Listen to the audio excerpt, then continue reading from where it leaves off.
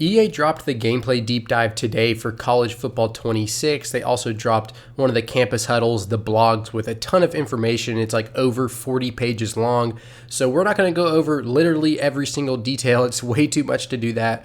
But we are going to hit on all the big things that are going to be in College Football 26 for the gameplay side of things. The video you are watching is the video that EA uploaded today, so I'm sure most of y'all have already seen it. It's just going to be playing in the background, but I'm going to probably slow it down or pause it and highlight a few things that are in the blog post that you can see in the trailer. All right, so let's get into it. First things first, dynamic subs are now in College Football 26. This is massive. It's a small thing, but I think it's a big thing. It's just such a good quality of life thing to have so you can quickly sub people in and out. This has been in 2K for super long. You just click up on the D-pad and then you can click over on the D-pad and just sub guys in or out. You can change your lineup. Obviously in football, it's a little different because you have a lot more players on the field than you do in basketball, but it works the exact same way. Click up on the D-pad and then rotate guys in and out. It's super easy, it's super quick, and you don't have to actually pause the game and go to a menu to, put in different guys. And going along with this, they added new wear and tear auto sub settings. So the game will automatically sub your guys out based on how injured they are from the wear and tear system, which they made a lot of changes to in College Football 26, and we'll get into that here in a second. But you can see there are 4 main auto sub settings. There's the default setting, and then there's Keep Fresh, which is inspired by real life Michigan, where they're constantly subbing their running backs in and out. So this will keep your guys fresh, constantly subbing guys in and out. There's Grind It Out, which keeps your best players in there for as long as possible until they literally have to be pulled. And then there's Custom, so you can go in there and change everything to your liking. And you can customize it based on position. So if you have a bunch of running backs you want to play, you can sub them out a bunch. But obviously for quarterback, it's probably going to be, you're going to keep the same quarterback in. Maybe you want to rotate in different receivers or different cornerbacks.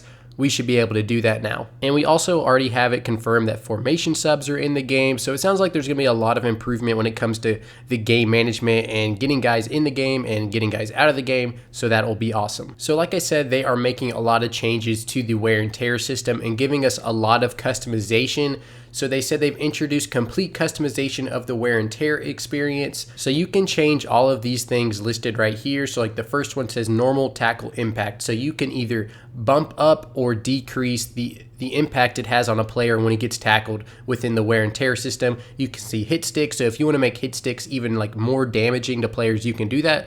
Or less damaging, you can do that as well. Sack impact, block impact, you can see all of those there. But then below at the bottom, you can see like per play recovery, per timeout recovery, halftime recovery. So that way you can turn up or down how quickly guys recover in between, timeouts, halftime, in between quarters, in between plays. So if you want your players to recover quicker, you can do that, or if you want them to recover slower, you can also do that. This is going to be super handy because there were times my running back would be just out for like 2 quarters. I'm like, he's not on the injury report, so I don't know where he is, and it was just because of wear and tear. But now I can have it to where he recovers quicker, or I can adjust maybe the impact on tackle, something like that, and I think it'll make it a lot better. So the customization, it really is in your hands. A couple other things about wear and tear. Weather is going to have a bigger effect on wear and tear, so your players might be more likely to get injured.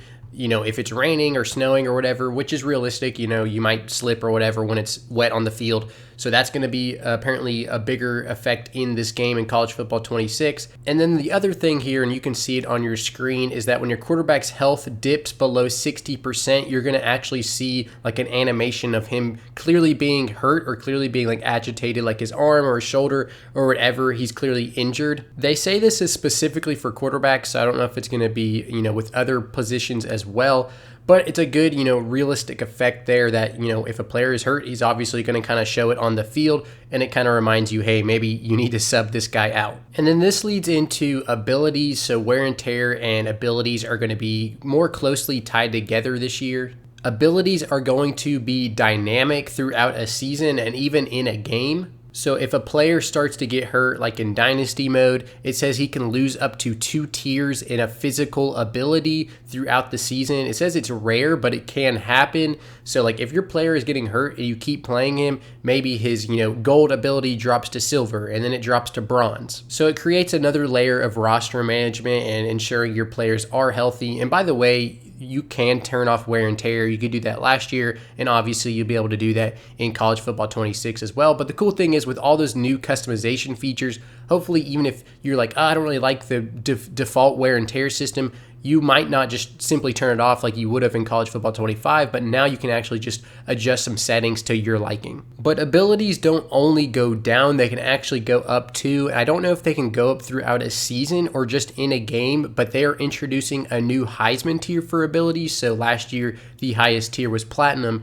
This upcoming year in College Football 26, it's actually going to be Heisman. And it sounds like this Heisman tier is only attainable in game. And what I mean by that is if you have a platinum tier physical ability and you're playing really, really well in the game, you have momentum, what they call it the out-of-body experience, then it'll automatically upgrade to the Heisman tier. So it doesn't sound like you can have a Heisman tier ability outside of a game, like a singular game. It sounds like you can only upgrade to the Heisman within a game. And I think you can upgrade any of the abilities. Like if you're a bronze and you're playing really well in game, it might bump up to a silver. Conversely though, it says that you can actually drop down. So if you're, playing really bad, maybe your gold falls down to a silver, your platinum goes down to gold. They also added new abilities. They mentioned 2, battering ram and hammer. Battering ram is for contact seeking power backs, and then hammer is for thumping linebackers and box specialist safeties. It sounds like guys that are hard hitters. They mentioned Ray Lewis in the blog.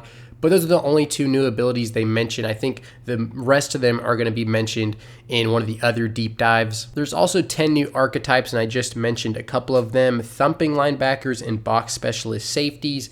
And again, those are going to be mentioned more so later in the other deep dives. There are a ton of new plays, new formations. It says over 2,800 new plays, over 45 new formations. There's new motion types, double motion plays, expanded RPO varieties. I'm not going to get into the nitty gritty of all of that. That's a lot of technical football stuff. Definitely read it if you're interested in it. There's a lot of good stuff in there.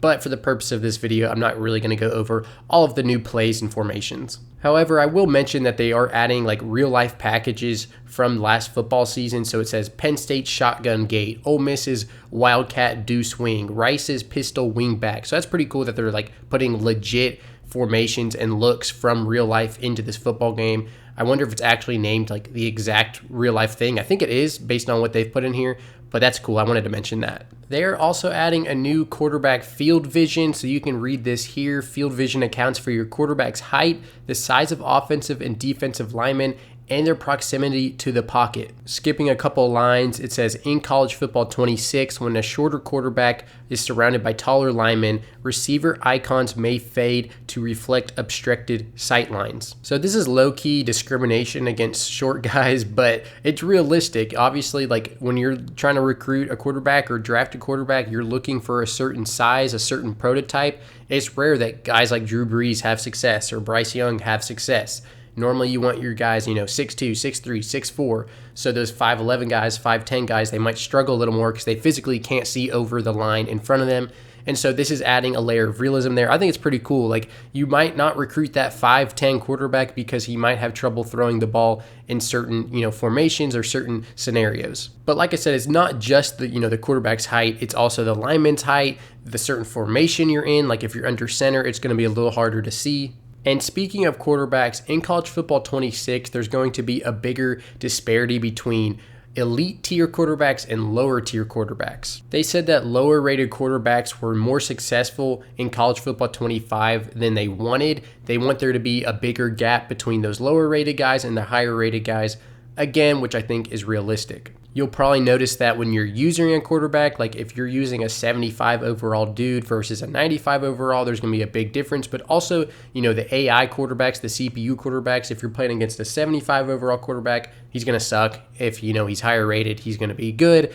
Like that's obvious, that's duh, but it sounds like there's going to be a bigger gap now between those two guys. They also mentioned they made adjustments to awareness for quarterbacks so they can identify blitzes better and get the ball out faster with hot read options. I think you're seriously going to know this against the AI if you're, sending a blitz. If it's a good quarterback you're playing against, he's going to be quick to get the ball out and recognize that blitz. Physics-based tackling is now in college football 26, and that's like a generic term that I feel like we hear all the time, but I think they're actually referring to a more specific, proper system that's actually in place now that was introduced last year in Madden 25, and now it's come over into college football 26 because they like how it worked in Madden. Not only will it change some animations, like hopefully more realistic animations based on actual physics, but it also change how the game feels when you're making a tackle. And they added a ton about tackling here in this blog.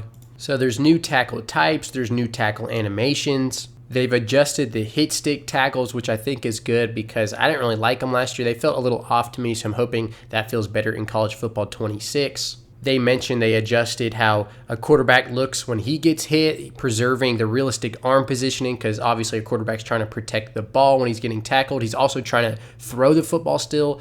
And then it also mentions late hit throws. Sometimes, you would get bailed out by somehow still making an incredible throw when you're getting, hit under pressure. Sounds like they're adjusting that as well to make it more realistic. So hopefully, guys won't be getting bailed out as much. They've also added stunts and twists to college football 26, which we've heard them talk about already a good bit. There are 12 unique stunt types available in college football 26, and you can kind of see that now on your screen. You set them up at the play call screen, you hold the corresponding button on any play to open a new sub menu, and then it shows you all the available stunts and twists for that call. You can also bring it up in the pre-play menu using the D-pad. It just gives you more control in the pass rush. You can tell your linebackers to, kind of cross and do a stunt and confuse the offensive line and get to the quarterback. So we'll see how it works. I feel like either it's going to be like OP because they really wanted to put effort onto it, or it's going to just basically do nothing at all. They've also added block steering to college football 26, which is all about,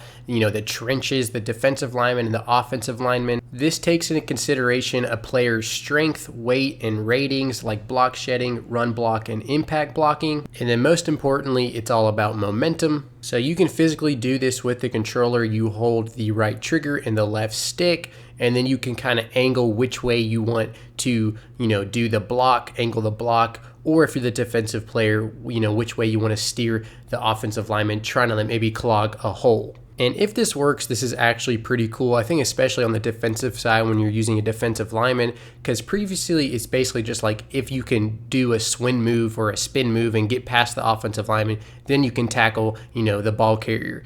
But now it's not necessarily like you have to tackle the ball carrier. It's like just push the lineman into the ball carrier, into the gap, and clog up the hole. That's what they do in real life. They also said they improved the blocking logic with smarter blocking mechanics. We'll see if that actually does anything or means anything. That's kind of like a basic thing I feel like they say all the time. But would definitely like to see improved AI blocking in college football 26 because I think that was one of the biggest issues, in my opinion, in college football 25. They're also introducing custom zones in college football 26. I think the best way to explain this is it's very similar to custom stems from college football 25, where you could adjust a receiver's route, like pretty specifically, you could adjust the length of it. It's the same way for defensively now. You can adjust a defender's custom zone where they're supposed to be defending. You can make it a little flatter if they're supposed to be defending the flat, make it a little deeper, shallower, and it gives you a lot more customization of where you want to defend the field. And you should be able to see that on your screen now.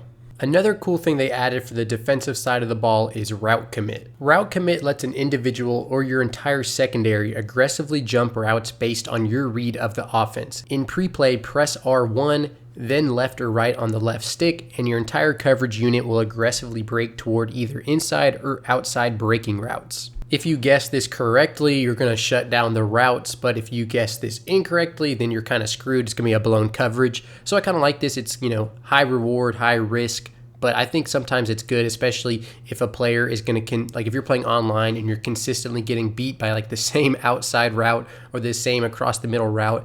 Now you can shade towards those specific areas, and it should be, lockdown defense. Here is another thing I'm really excited for in college football 26. It says when a DB doesn't have his eyes on the ball, he won't make those unrealistic blind leaps anymore. No more backward acrobatic picks without vision. So hopefully this means finally, it's been an issue in Madden and then it was an issue in college football last year, that, the eyes in the back of the head thing won't exist anymore, because there's so many times when my receiver has like one guy beat and the safety is looking the completely wrong direction. So I throw it to the receiver who should be open, but then the safety just magically knows the ball's going over there and turns around and, and intercepts the ball, which is unrealistic. Like, I'm following where the defense is playing. They shouldn't be able to read what they're not looking at, right? So it sounds like they took a look at this and they've adjusted it. So I'm really hoping finally this will not be the case in College Football 26, that the defenders actually have to be looking at what they do. And it also mentions that if you're playing defense, you have to time your interceptions better. And it says that 50-50 throws are truly 50-50 now, because last year that was a big complaint I had. It felt like if I threw a 50-50 ball, like 90% of the time it was not a completion. And, a good amount of the times it was an interception. It's like, dude, there's no 50-50 balls in this game. If I'm throwing it up to my receiver way downfield, it's basically just either an incompletion or an interception. But it says that jump balls are true 50-50 throws again, so that is good. And since we're talking about defense, there's also a ton of new defensive plays and formations that wasn't specifically only about offense when we talked about, the 2,800 new plays or whatever. That's also for defense. And we know they made a lot of adjustments to defense. They literally said in this blog and throughout the past couple weeks that, last year was great. The offensive, wide open, explosive gameplay was really, really fun. But they felt like it was lacking a lot on the defensive side of the ball, and it was hard to get stops. So they're adding a ton of things to the defensive side of the ball to help you, get more stops and play good defense. And we've already talked about a lot of these things, but there's even more like safety adjustments. You can change your safety depth and safety width to position your safeties better. You can show blitz now with your linebackers only. Previously, it would show blitz with literally your entire defense, like, your DBs as well. But now you can do it with just your linebackers to help disguise your coverage more. There are delayed shifts by the defense to disguise what they're doing as well. So, a safety might move super late and you think it's, one coverage and it's actually a different coverage because he took a while to move, different things like that. So it sounds like the defensive side of the ball, they put a lot of effort and focus on. And the last thing I want to touch on is home field advantage and the stadium pulse. They're taking it even a step further, and I thought it was pretty good last year, like when the stadium pulse was rocking and the home field advantage was going crazy and your routes were squiggly or the pass indicator was missing over your receiver. But it sounds like they wanted to go even deeper into that and make it even tougher and really focus on home field advantage, especially with night games and rivalries. And you can kind of see that on your screen now as well, but basically just expect it to be harder on the road, even more so than last year, which again, I think that's great because that's what makes college football. The atmospheres, the environments, going into the Swamp, going into Bryant-Denny, or wherever it is. That's what makes college football so awesome. And going along with that, they made kicking even harder on the road in the pressure, filled environments. So they made the kicking meter is going to be completely transparent sometimes. The ball fades out as your kicker lines up. The power meter fills white, reducing your visual feedback. So it's going to be even harder. And that was a hard thing last year, was kicking field goals, especially on the road. And it sounds like it's going to be even worse in College Football 26. I'm all for it. I think that's a lot of fun. This was all the big things in the gameplay deep dive. There were smaller things, more little details if you want to go read it for yourselves. There's a ton of information in there. Overall, I think these are awesome, really good changes. I don't really have any complaints, really. Obviously, they're only going to say positive things about their own video game, but I'm really liking what I'm seeing so far for College Football 26. But I think there's even bigger things, like the Dynasty Deep Dive comes out on Tuesday, 11 a.m. Eastern Time. So definitely keep your eye out for that. I think they're actually doing a presentation blog. I don't know if they're doing a video, but a blog on Monday before that deep dive video on Tuesday. So also keep your eye out for that. I've said it before, but I think College Football 25 was like a solid foundational game, but it was missing a lot of things. And I'm thinking a lot of those things are going to be added to College Football 26. So I'm pretty excited for this game. Thank you for watching. Definitely subscribe, as I'm going to keep you updated on this video game, and follow me on all socials at TubbyCFB.